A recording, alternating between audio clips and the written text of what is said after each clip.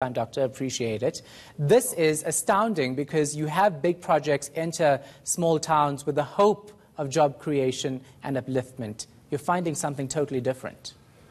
Yes, with a promise of bringing development to that area, but worldwide we actually find that mega projects continually and consciously overstate the benefits and understate the costs, also understate the time that it takes. So this is a worldwide phenomenon, but this has hit the Waterberg now as well. Yeah.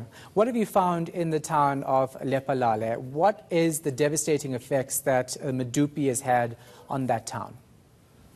Okay, I have to go back a little bit. Medupi is a second power station, and it also builds on the Exaro mine, the old Iscor mine, and it is also the second boom to hit that town. So basically, these projects have created a big town and a big promise of work. And people have flooded in to take advantage of it, only to find that there is no real work. So that, in fact, the unemployment figures went up during the construction.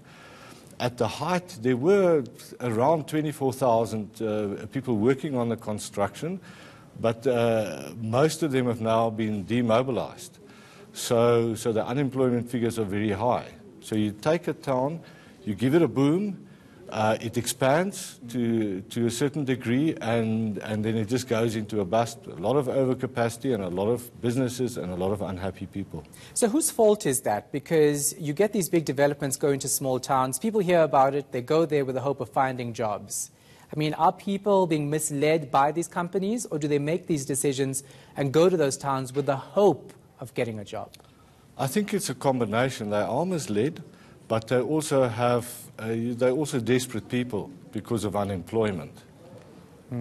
What's the role of local government? I know that the SKA project, that local government was trying to push for locals to be employed during its infancy. It's still not the case because the town is still unhappy, saying there's no jobs. So what's government's roles, local government in particular, when it comes to these projects?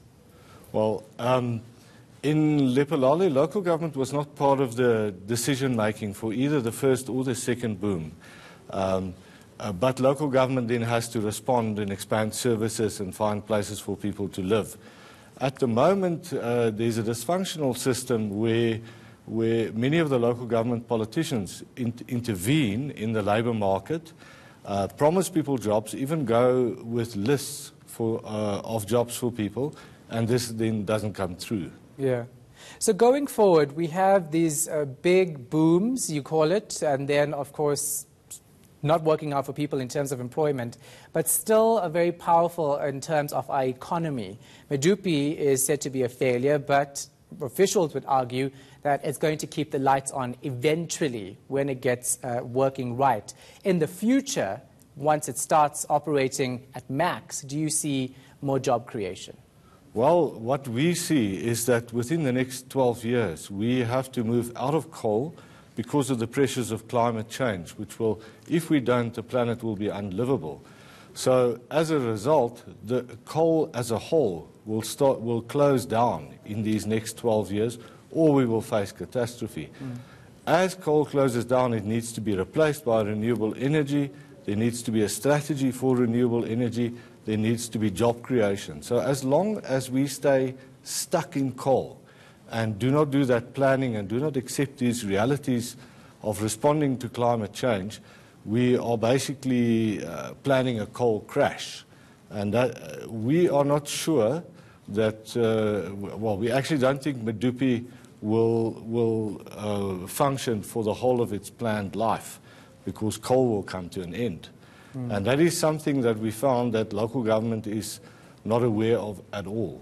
Okay, thank you so much for your time, sir. We do appreciate it. Welcome. That was Dr. Victor Munich, an associate researcher at Wit Society Work and Development Institute.